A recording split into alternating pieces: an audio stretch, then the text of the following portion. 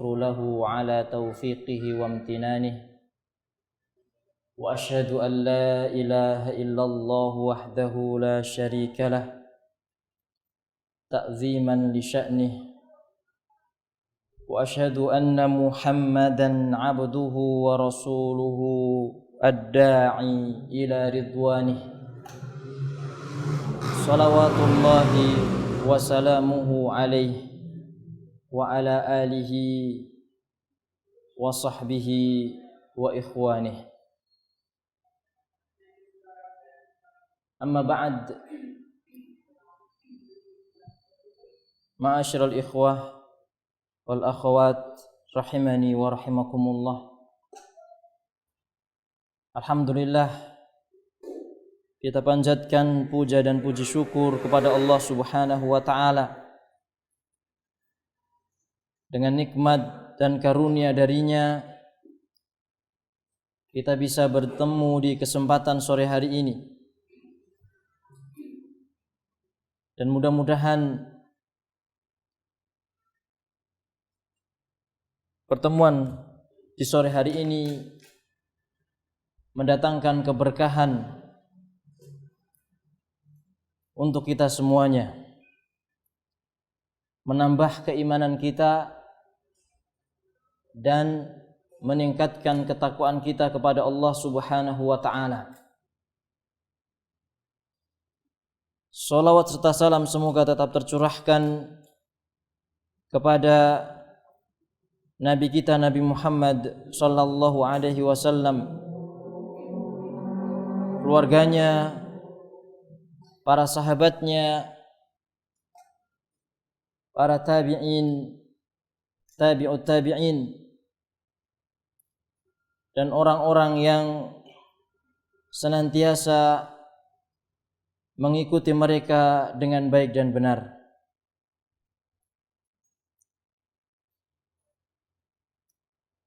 Ma'asyiral muslimin, ikhwani wa akhwati fid din, a'azani Allah wa iyyakum.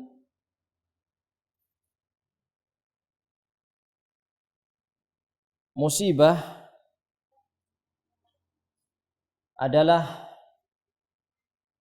di antara tanda cinta Allah Subhanahu wa taala kepada hambanya. Sebagaimana sabda Nabi sallallahu alaihi wasallam, "Innallaha idza ahabba qauman ibtalahu," atau yusib minhu. Sesungguhnya Allah Subhanahu wa taala jika mencintai sebuah kaum maka ibtalahum, Allah akan menguji mereka, menimpakan bala kepada mereka. Maka di dalam menghadapi musibah hendaknya kita bersabar. Sebagaimana kita ketahui bersama bahwasanya sabar itu adalah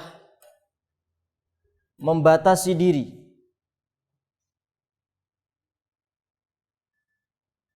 habsun nafsi ala ta'atillah wa habsuha an maksiatillah wa habsuha anit tasakhuti ala aqdarillahil mu'limah. Sering kita dengar ini, bahwasanya musibah itu adalah, sabar itu adalah menahan diri, membatasi diri ala taatillah, agar senantiasa taat kepada Allah. Ini jenis sabar yang pertama.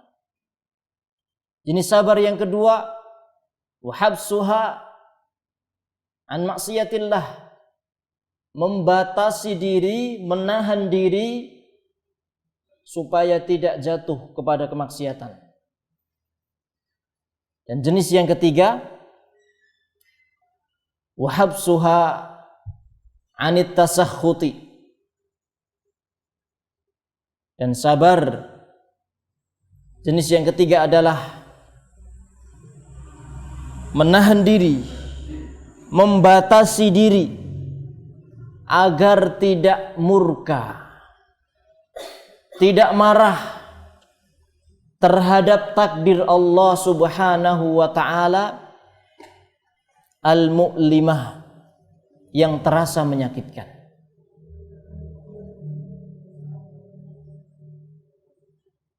Jadi sabar itu hakikatnya menahan diri, membatasi diri. Nah, sabar menghadapi musibah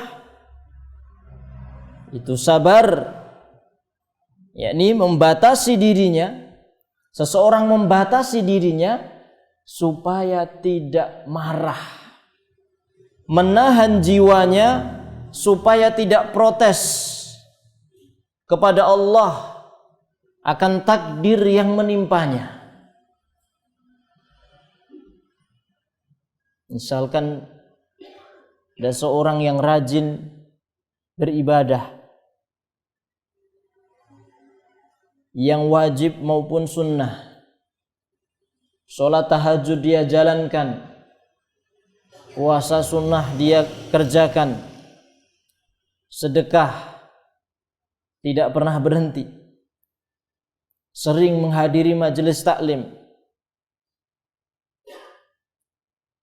tapi dia tidak sabar ketika ditimpa musibah. Hatinya protes, ya Allah, aku sudah taat kepadamu. Ya Allah,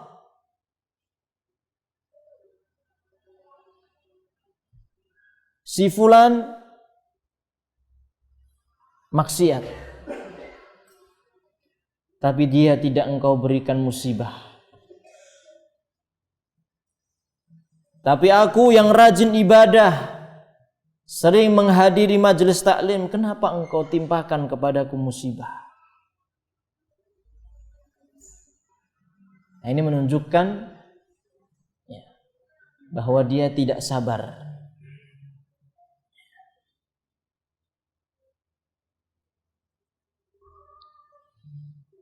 Dia tidak sabar menghadapi musibah yang menimpanya.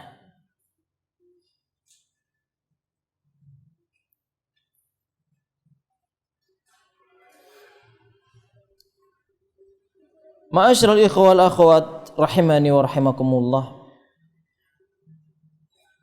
Kita seorang mukmin hendaknya berusaha untuk bersabar ketika mendapatkan musibah.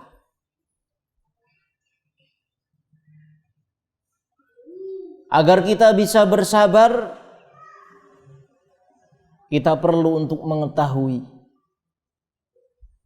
keutamaan sabar ketika menghadapi musibah.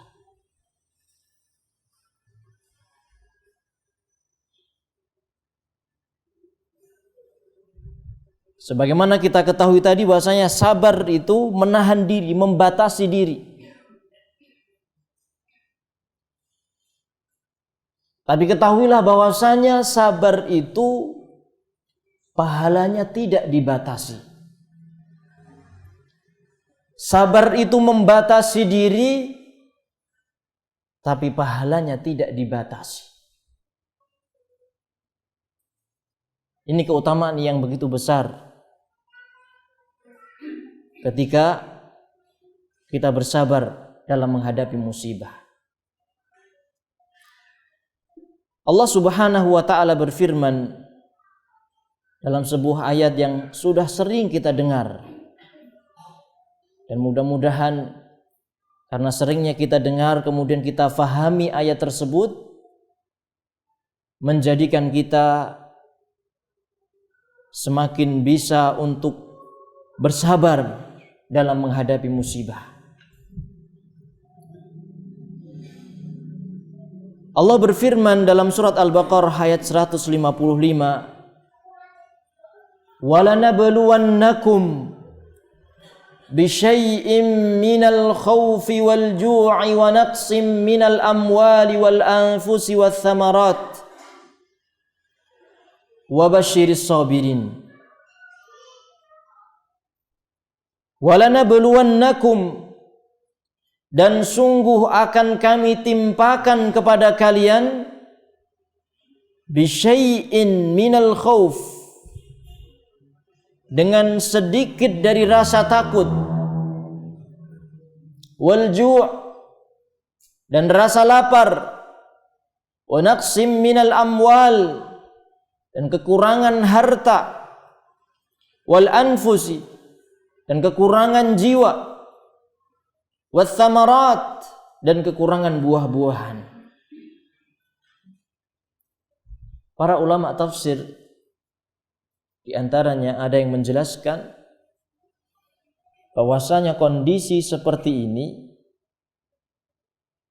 adalah ketika peperangan. Ketika di zaman peperangan. Namanya kondisi perang, pasti ada rasa takut di sana, khawatir. Pasti ada, meskipun hanya sedikit pasti ada.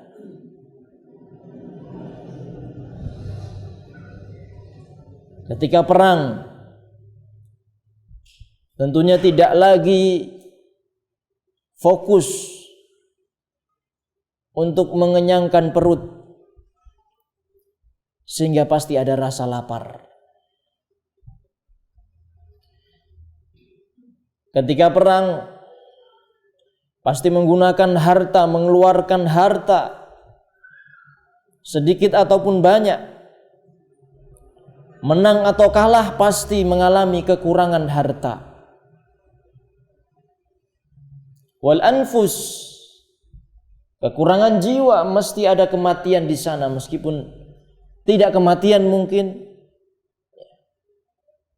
Di sana ada yang sakit, yang luka. Pepatah di bahasa kita mengatakan perang itu kalah jadi abu, menang jadi arang.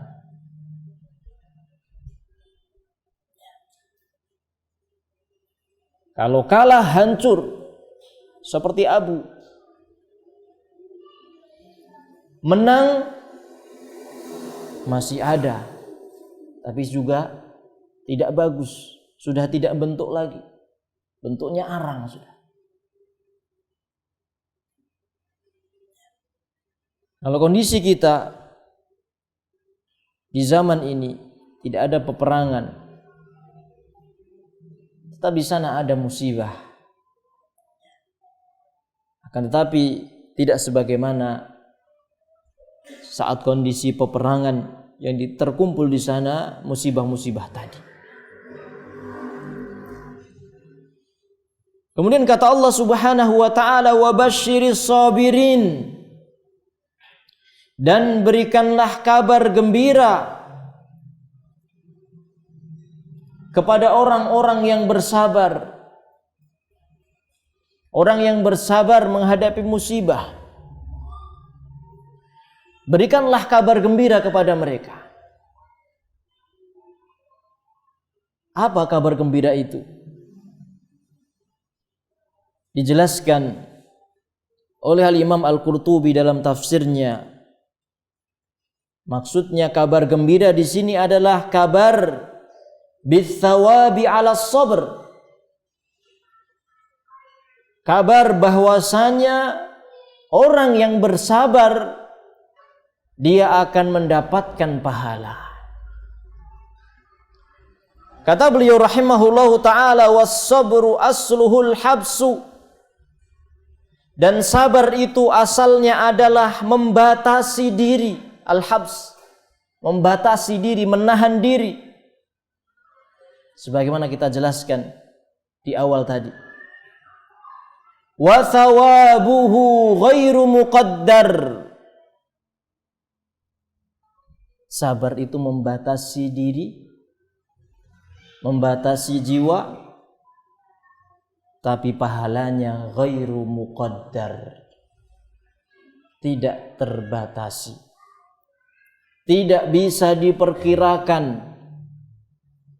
Alias pahala orang yang bersabar itu tanpa batas.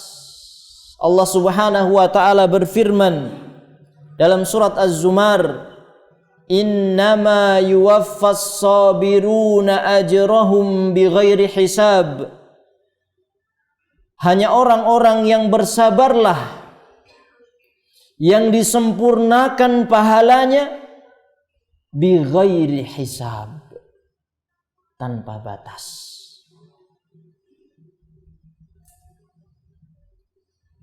Pahalanya tanpa batas.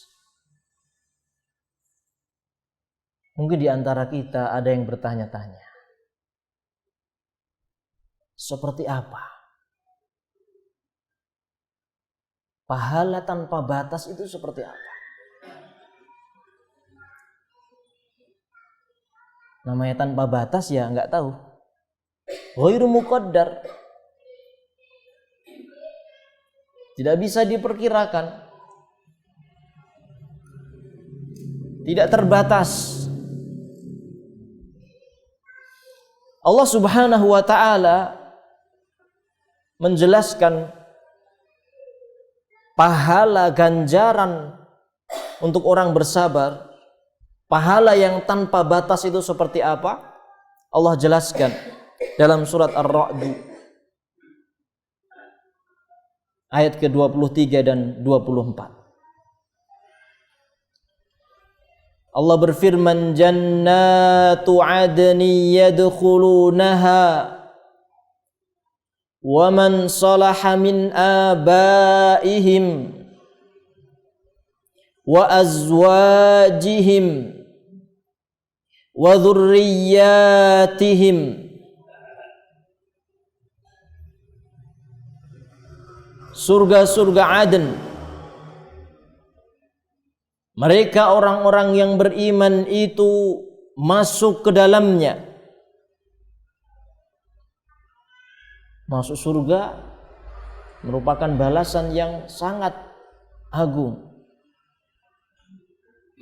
kebahagiaan yang begitu besar, bahagianya tiada tara. Karena di surga itu lahum ma yasha'una fiha waladaina mazid. Bagi mereka penduduk surga, Allah berikan apa yang mereka mau. Waladaina mazid, dan kami memiliki tambahan. Dan tambahan itu dijelaskan adalah melihat, memandang wajah Allah Subhanahu wa ta'ala. Tidak sampai di sini kebahagiaan orang yang bersabar. Tidak sampai di sini kenikmatan atau besarnya balasan yang diberikan kepada orang yang bersabar. Kata Allah Subhanahu wa ta'ala, wa man salaha min abaihim. Mereka masuk ke dalam surga dan orang-orang yang soleh dari kakek-kakek mereka, dari nenek moyang mereka.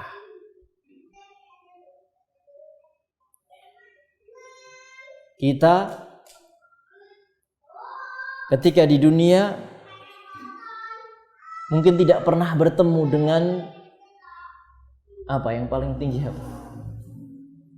Terah itu kalau masih dihitung terah itu paling tinggi apa? Canggah. Mbahnya mbah, mbahnya lagi gitu mungkin. Apa namanya itu?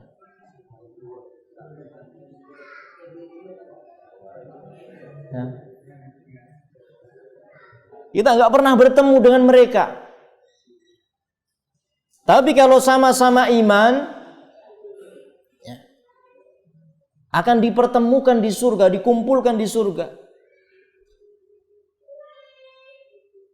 Bahagia sekali kita. Oh, ini mbah saya, ini kakek saya. Mbahnya juga senang, ini keturunan saya, buyut saya. Tidak sampai di situ, wa azwajihim, dan istri-istri mereka. Istri kita jika juga beriman seperti kita, dikumpulkan dengan kita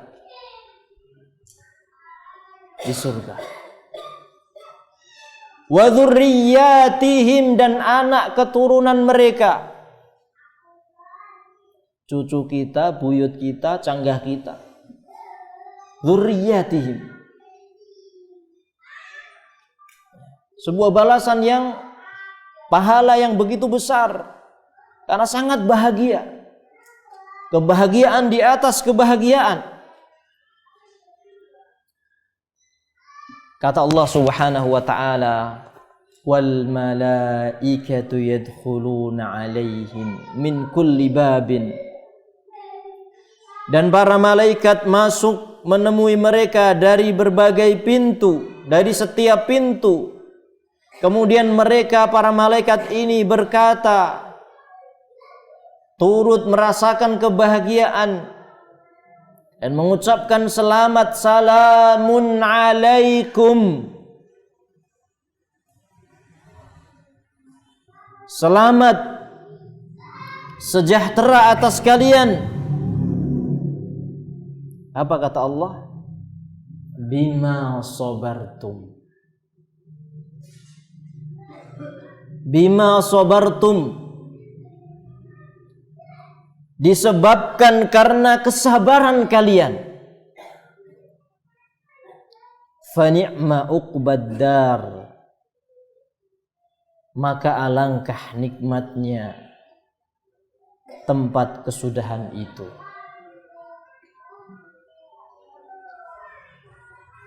Mudah-mudahan dengan kita memahami ayat-ayat ini,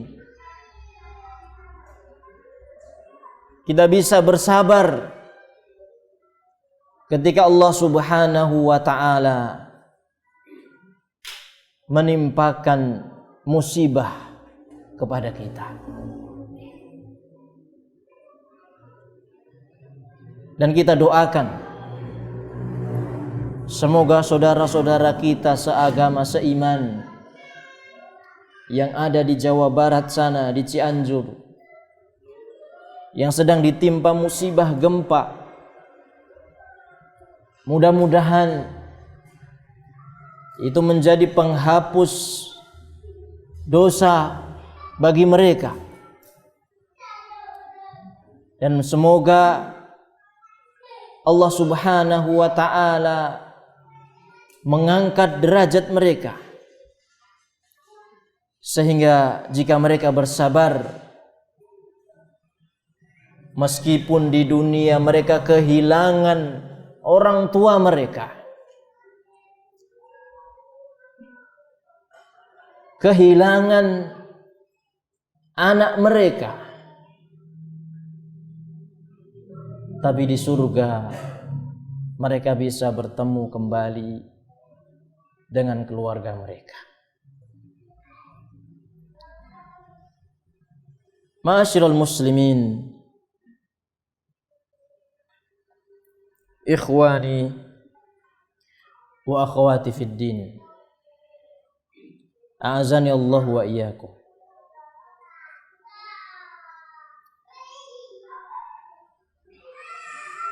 Ini juga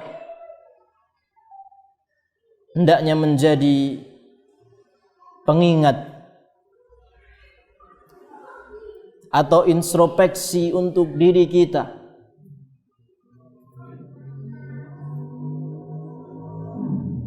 Ketika kita tidak pernah mendapatkan musibah,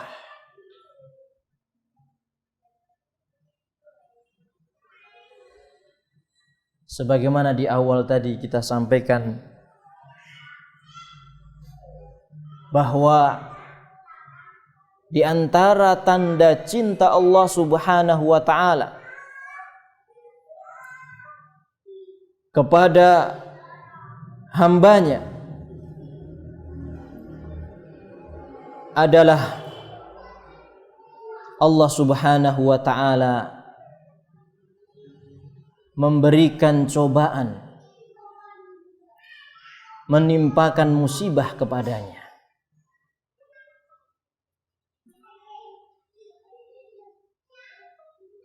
Sebagaimana kita sampaikan di awal tadi,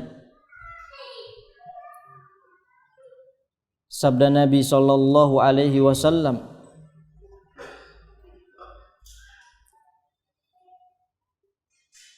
tentang bahwasannya di antara tanda cinta Allah Subhanahu wa ta'ala kepada hambanya adalah Allah menimpakan musibah kepadanya.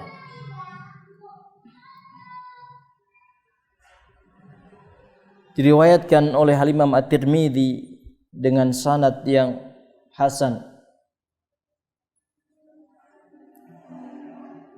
Kalau tidak salah dihasankan oleh Syekh Al-Albani rahimahullah ta'ala dalam Sahihul Jami'.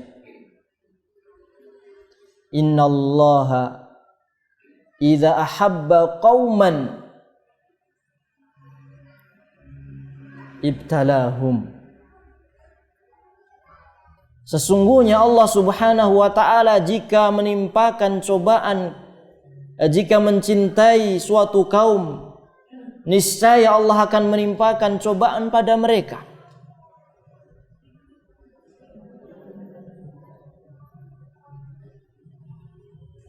Apakah kita tidak ditimpa musibah ini merupakan tanda bahwasanya Allah Subhanahu wa ta'ala tidak mencintai kita? Maka marilah kita introspeksi, kita muhasabah.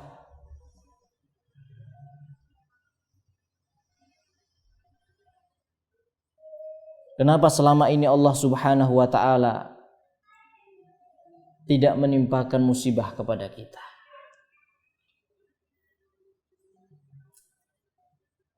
Dalam sebuah hadis, Allah Ta'ala alam, saya lupa kalau nggak salah di Al-Adabul Mufrad kalau nggak salah.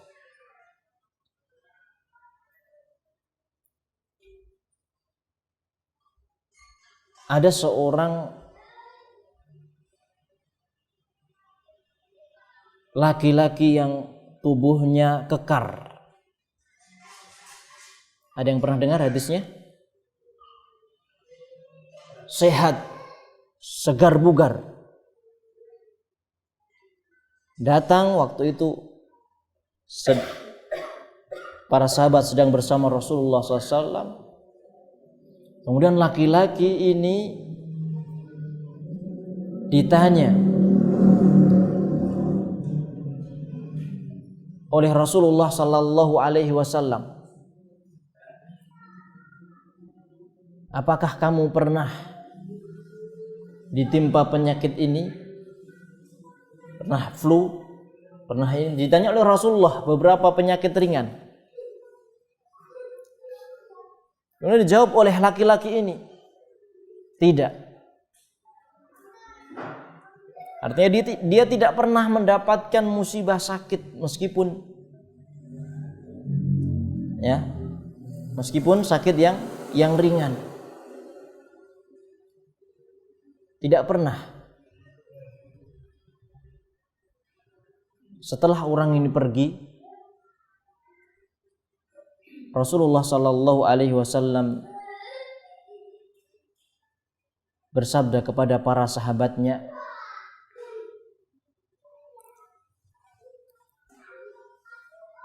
jika kalian ingin melihat di antara penduduk neraka, seperti itulah contohnya.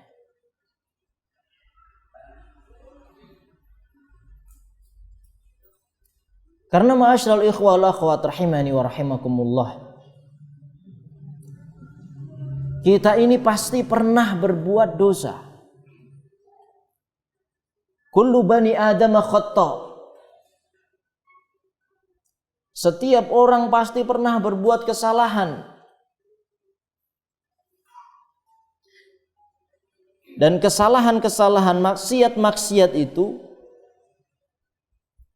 dibersihkannya dengan apa? Di antara pembersihnya adalah musibah.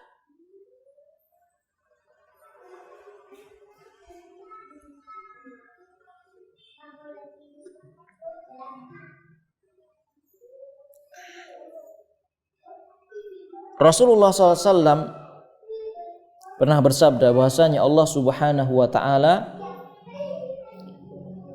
akan senantiasa menimpakan musibah, sakit kepada seseorang sampai dia benar-benar bersih sehingga dia bisa masuk surga.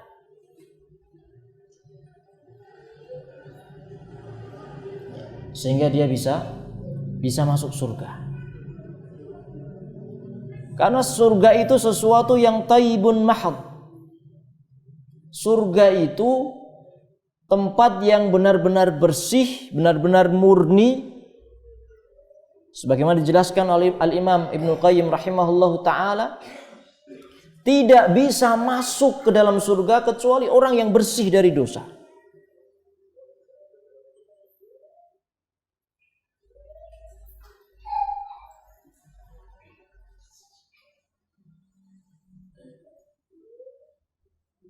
Maka di antara pembersihnya adalah ditimpakannya musibah tatkala di dunia. Jadi setiap tahapan kita hidup, setiap tahapan hidup kita itu ada pembersihnya. Di dunia ada musibah, itu yang membersihkan kita dari dosa, ya, menghapus dosa kita sehingga kita bisa masuk surga. Kalau sudah mati kok belum bersih, ya, di antara pembersihnya bagi orang yang beriman ini adalah di alam kubur. Ada fitnah kubur, ada siksa kubur. Kalau masih tidak bersih lagi, cobaan-cobaan di yaumul qiyamah, di padang mahsyar. Kalau masih tidak bersih lagi, di neraka dibersihkan. Sehingga di sana ada namanya orang-orang yang disebut dengan jahannamiyun. Orang-orang yang dinisbatkan lakop mereka, kunyah mereka atau lakop mereka, ya, nisbatnya kepada jahannam, jahannamiyun, yaitu mereka yang di neraka jahannam, kemudian disiksa, ya, sampai seperti arang gosong. Kemudian mendapatkan syafaat. Dia di neraka sudah dibersihkan dosanya. Kemudian dia dimasukkan ke sungai namanya Nahrul Hayat,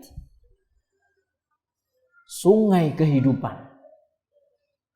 Yang tadinya gosong seperti arang, masuk ke sungai itu kembali seperti semula lagi, segar kembali. Kemudian dimasukkan ke surga. Inilah mereka yang disebut dengan jahannamiyun.